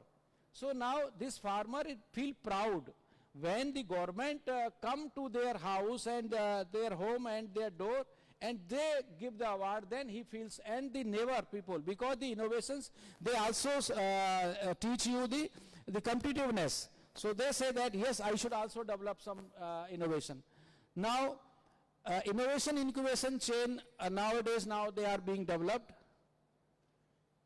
This is already covered by Professor Das. Now, yes, our panelist from Malaysia, you were mentioning about the database. Yes, we feel proud, India feel proud that we have large number of the database available with us, pool database of more than 340,000 ideas and inventions. We have more than 700 grassroots innovators and outstanding traditional holder recognized under Binational Grassroots Innovation. Now, these all grassroots innovators or outstanding innovators, they are honored, they are awarded every year. Now, between 2016 and 22, total of 7 grassroots innovators supported by NIF have been confirmed with Padam Shri. Now, most of you don't know what is Padam Shri. Padam Shri is the highest national award, which is given by the President of India. So, now the farmer, the traditional farmer, the tribal women who were involved in developing the innovation, they were not knowing. Now, the present Prime Minister, he developed a system that a woman, tribal woman sitting 800 kilometers away from Delhi, if she had developed some innovation, then she should be given the Padam Shri. And the examples are there. So this is the real method to promote, and I request, humbly request to all the ASEAN countries to follow this type of the practice in your country also. Now nearly 2,000 technologies have been supported at different levels through various mechanisms. Patent, yes. Large number, more than 1,000 patents have been filed and they have been granted also. This is again a promoting factor for them. 24 design registration, they have been registered with the industry council. 78 plant varieties, yes, 78 plant varieties. Usually people think that the varieties, they are developed by the scientists. But in India, these plant varieties, they have been developed by the farmers. And most of them are the women farmers. The interesting thing is they are the women farmers. Then innovation-based enterprise project have been supported.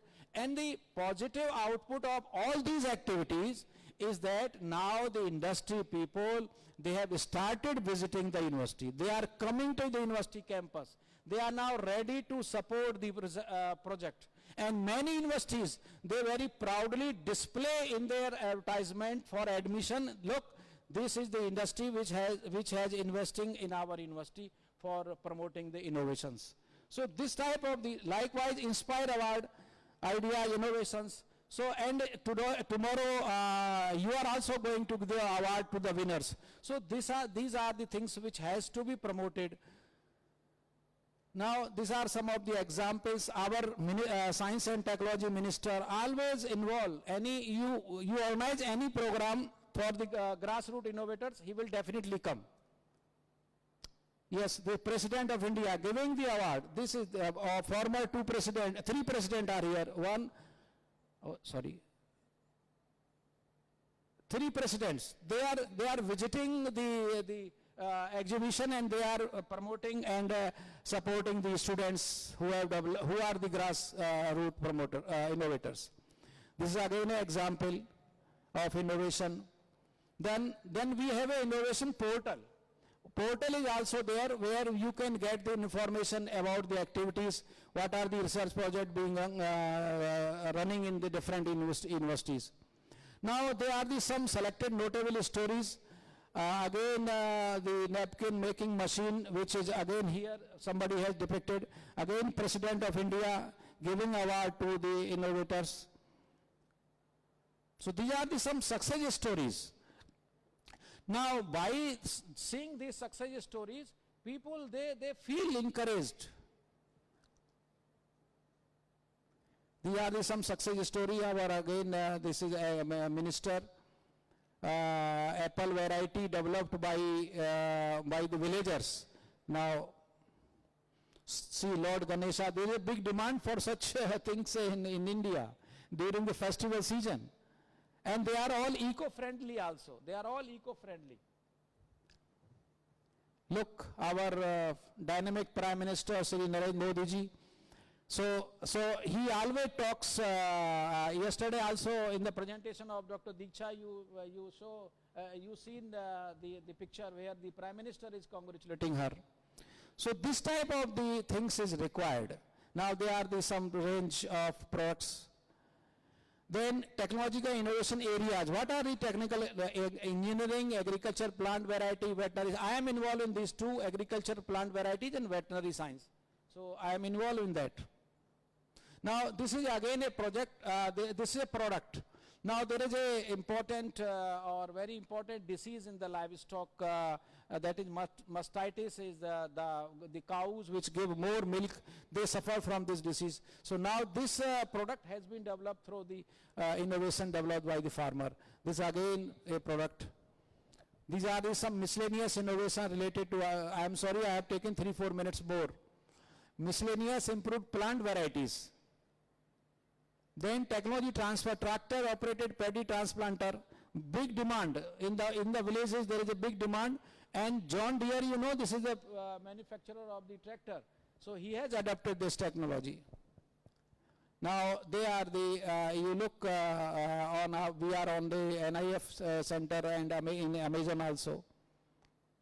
So this is some of the success stories. So in the nutshell, we should encourage the industry people. We should organize more and more meetings with the industry people, not only in the NIF forum, but throughout the year we should invite them, and we should tell the benefit of innovations and how because these innovations, they give you the indirect business, they give you the indirect economy.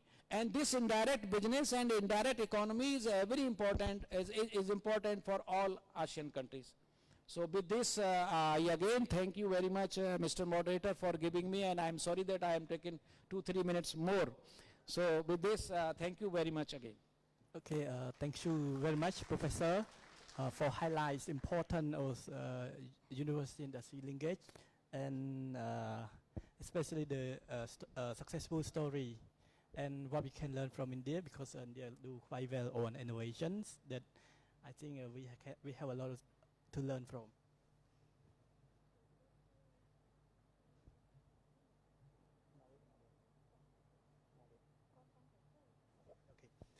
Okay, I think we can move on to the discussion sessions, and I hope that our participants have prepared a question already. And like I mentioned at the beginning of our discussion, this is an opportunity that we can learn from each other. So actually the participants, I mean the panelists, can also ask each other as well if you have any question or some clarification. But because I know that Professor will leave soon, right? So I would like to pose the first question to him before he leaves to another meeting, if I'm not wrong. Actually, you mentioned the importance of university or industry or government or something like this. But I'm curious, what is the critical need?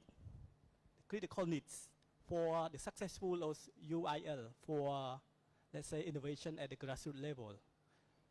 You can share with, let's say, Cambodia that need to learn from you or something like this. Yes.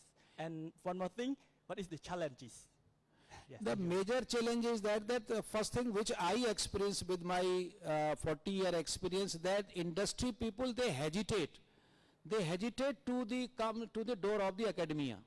So we have to first tell them, we have to develop the trust in them, that whatever investment they will do in the university, they will get the, sometimes what happens, a very practical thing, many times many university they don't give the audit account, because these people they want audit of the whatever money they have given. So they don't, many university they don't submit the audit account, they don't give the final report in the time. So these are the small things, though they are very small things, but they are the actual riders.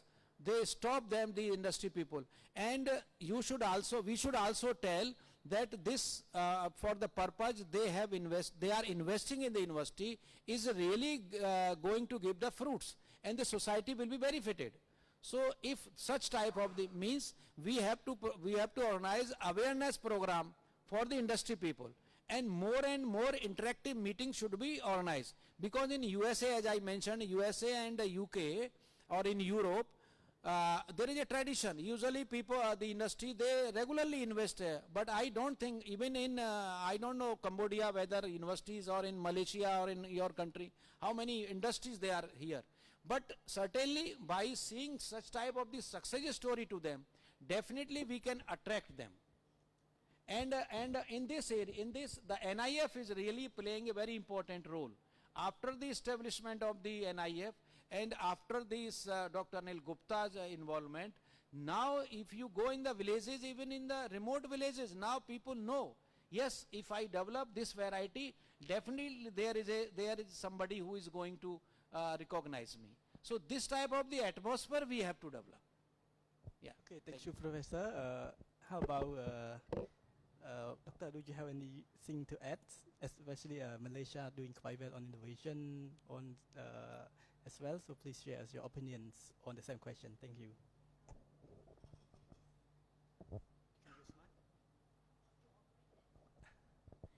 Okay, thank you, Mr. Dr. Moderator. Thank you to Prof. Also. We have one particular grant for university lecturers and researchers, that they have a solution ready to replicate in the community. So we gave them grant, then they have to put certain criteria to follow the requirements, such as 100 people benefiting from the training, from the product when diffused at the community. So after that, we will measure the impact in terms of economic, of course, social well-being, happiness index, and a few more, including the investment payback. I mean, if let's say in ringgit we have gave them a grant for 200,000, and then over the years, through our supervision, we will visiting that places few times until all the milestones has been achieved, and then we will wait. There is a cooling off period for another 6 to 1 year. We will go back and see their sustainability.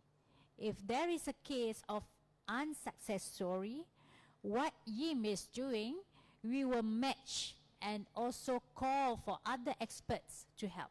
So I think that is part of the grant that we provide to the researchers into the communities. Thank you. Okay, thank you very much. I think I want to ask the same question to Mr. Buon as well on the Philippine context. What is the critical need? What is the challenges about promoting, let's say, university industry linkage on the grassroots innovator? Yes.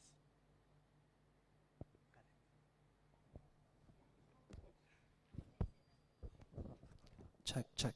So to answer that question, I think in the Philippines there's still that difficulty in terms of penetrating for the academe to penetrate the industry. Although there are similar There are some policies already pushing for this, such as Cradle by the Department of Science Technology.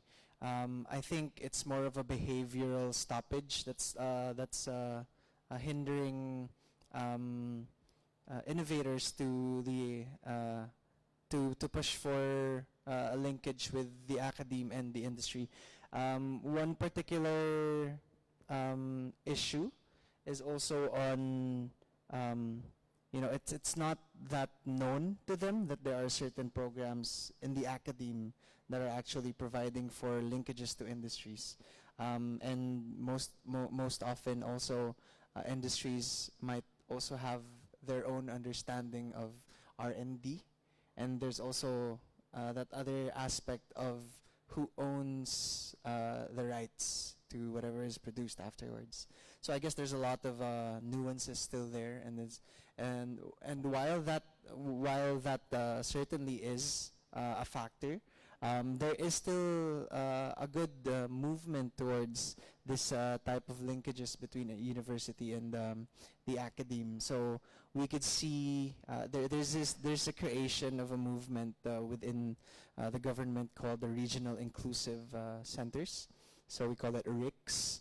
In it, it's actually chaired by the NEDA, so that's the Economic Department of the country, DOST, so that's the Science and Technology, and also some regional departments as well, and also including HEIs, so higher education institutions are also there to ensure that there is this type of linkages, that these linkages are actually pushed into the fore.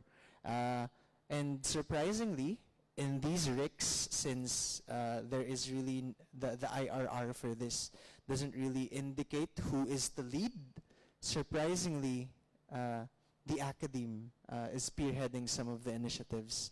So you could see them as providing for a more coordination role and secretariat role, and trying to really push for more activities within these different sectors to work together to promote innovation and also commercialization of different products. Okay, thank you very much. Actually, I agree on what our panelist has mentioned about the critical needs, the challenge or something like this. But I want to hear from the perspective of the universities. In Bogyanton, you are working directly in the university, you might know very well. And I want to know what do you have anything else to add on the challenge that you face on promoting the university industry linkages, and what is the critical need that you think must be in place to promote a university industry linkage, especially for the innovation, for the grassroots innovator? Yes, thank you. Thank you, Mr. Moderator. Actually, it's kind of a hard question to answer. Yeah. The problem that the innovation that doesn't happen is because the disconnection between relevant stakeholders. As I'm totally agree with other panelists that we need a lot of things that need to work together. So in the UL case, sometimes we want to promote industrial university linkage. But some challenges, as Professor mentioned, like sometimes some sector doesn't interested in it because they don't have enough information. Sometimes they work like the private sector they work in their area. University, they work in another purpose in their place.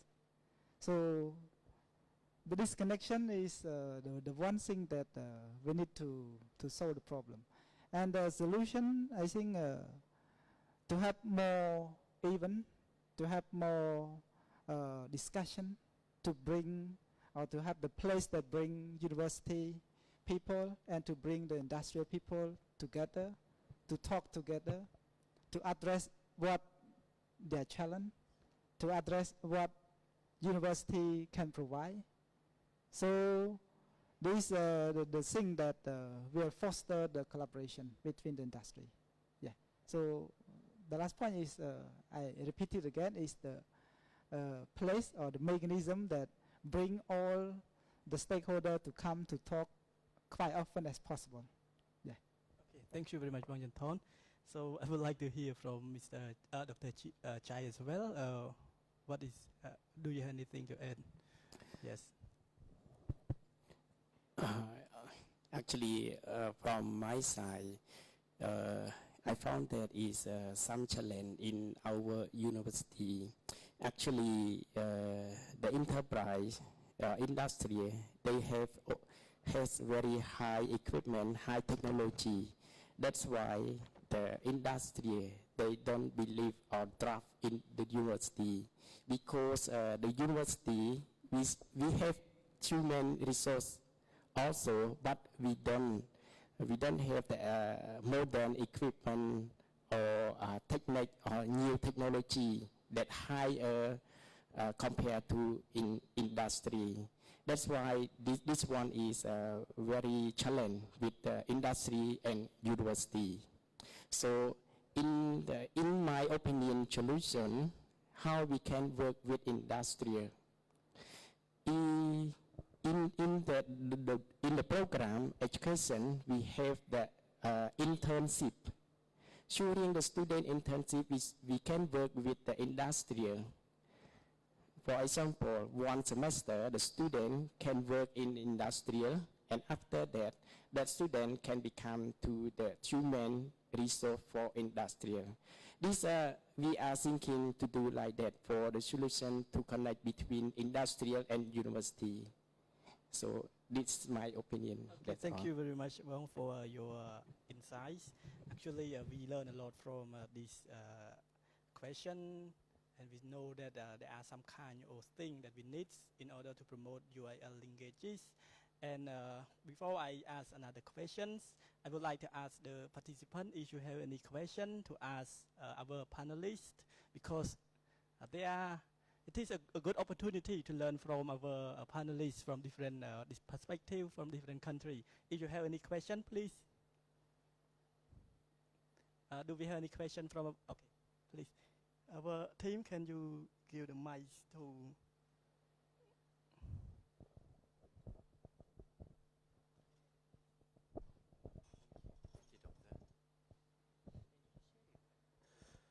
Hello. Hello. Thank you, Mr. Moderator, and congratulations to all the moderators. This questions, before that, my name is Zulafandi. I'm from the Malaysian Innovation Foundation, and I would like to get the perspective from Mr. Juan Gabriel, since you are a social innovation analyst, and I would like to know about the future of social innovation in the next 5 years. Is there any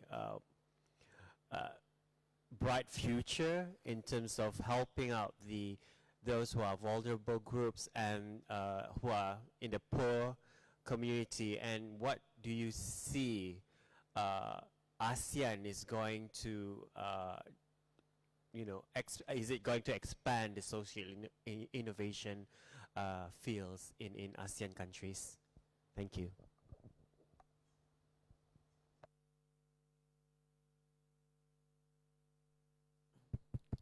Hello. Thanks for that question. I think in terms of mapping out the future of how social innovation will be mainstreamed, not only in the Philippines, of course, but also within the ASEAN region, I think that's a very hard question to answer. But to answer it in my own experience, I think, from the perspective and from the historical perspective of the ASEAN country, we're very resilient. And I think in terms of having opportunities for social innovation, especially inclusive innovation, the region is really a hotbed for that.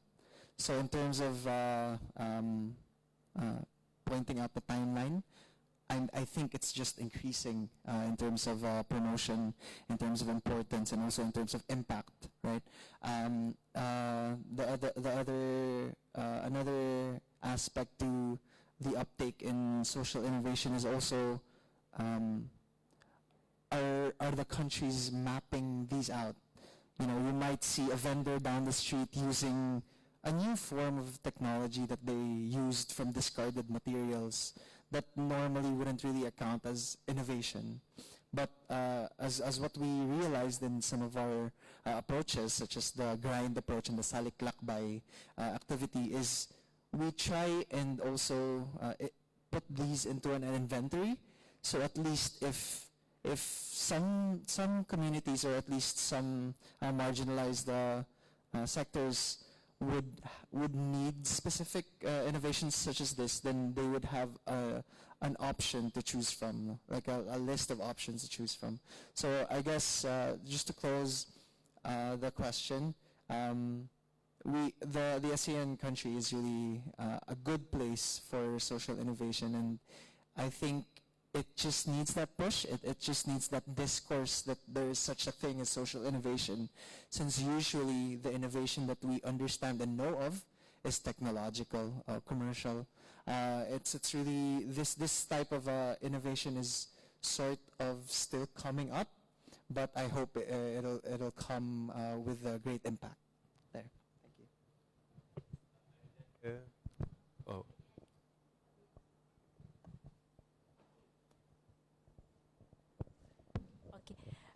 In Malaysia, for the development of social innovation, we will come out with the policy by next year, and also the roadmap for social innovation up to 2030. Together, the pillar that we have now, one is the one that I've shared just now, 10 on 10 SAIE ecosystem, built by the Malaysia Science Academy, and together with the policy STI at Malaysia level. So we have already mapped the stages of the social innovation, and then as an organization, we are the one that enable both sides. One at the commercialization, another one is from the research part. So we can understand that if we only concentrate on the commercialization, we will forget the sustainability part by the researcher, meaning that on certain resources may be lost over time.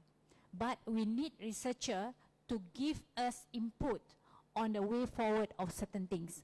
So this is where YIM, the Malaysia Innovation Foundation, play our role, just to balance everything and to balance everyone in accordance to what our national needs, not for the purpose of researchers' need, or maybe on the commercialization and profit-making part.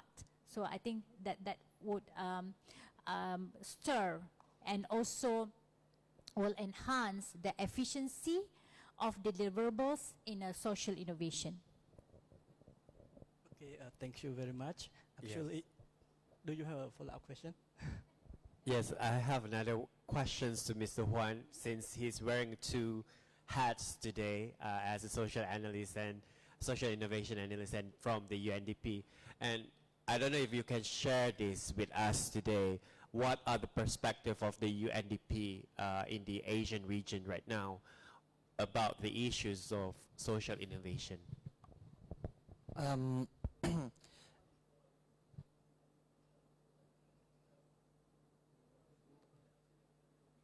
Oh, okay. So just really quickly, I think the UNDP is really pushing for social innovation as one of its thrusts, and that's you could already see it. Some of our projects already have a social innovation component. So most of the projects that are being developed has a component for this. So yes, it's very important. Hello, hello, hello.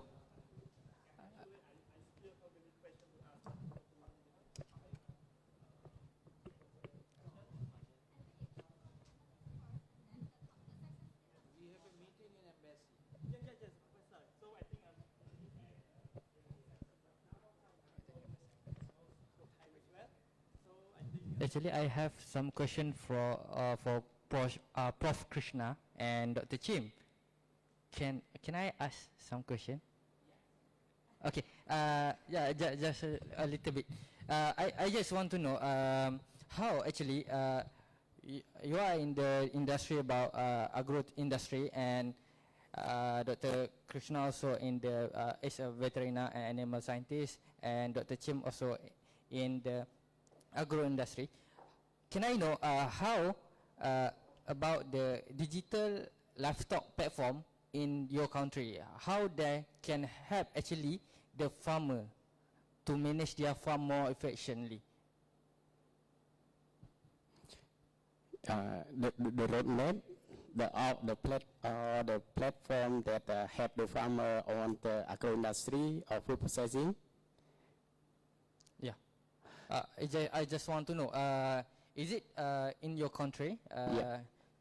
digital platform play the best role to give some benefit to the farmer?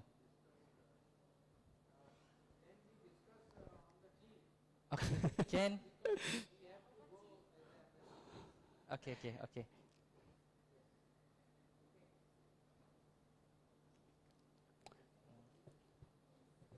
I'm really sorry because Professor need to leave to the embassy, so I would like to end the session right now. And if you have any question, maybe yes, Okay. you have his email. Maybe you can send him email, and then he can ask you answer all the questions that you have in mind.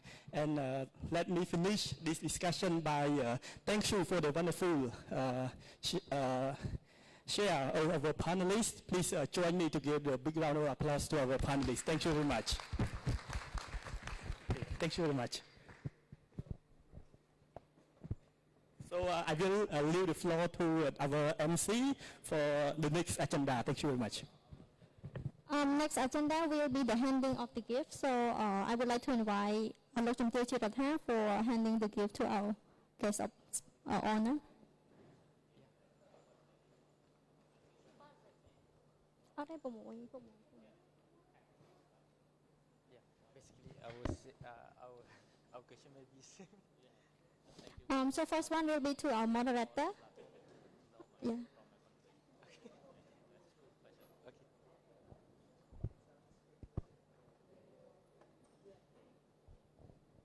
So you're from.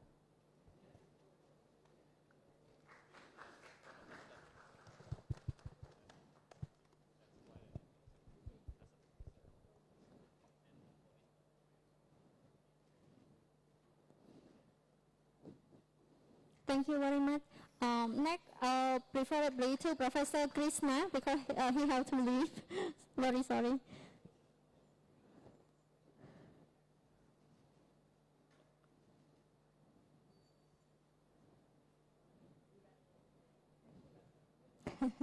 He has a very important meeting at the embassy, so yes. Next one will be to Dr. Shamila from Malaysia.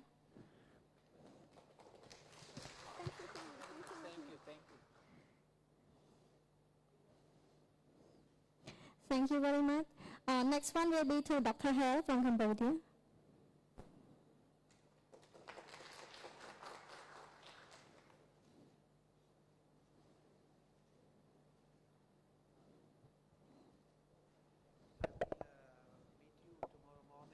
Yeah, and the next panelist is Mr. Joan Gabriel Barre.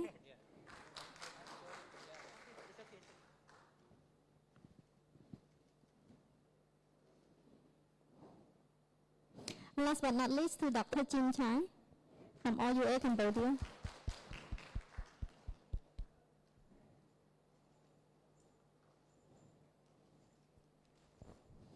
And thank you, and we hope to have one final photo session together.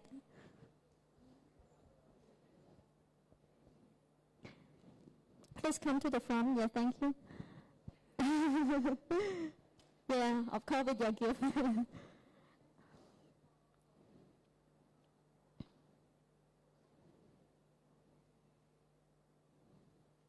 Yeah, please keep smiling. A lot of camera.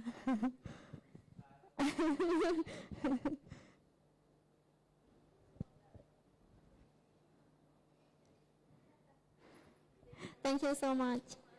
Thank you so much. Thank you so much. So for the panelists, please be informed that you are invited to the G2G meeting. I think the team has already informed. And tomorrow in the morning we will have G2G meeting, and in the afternoon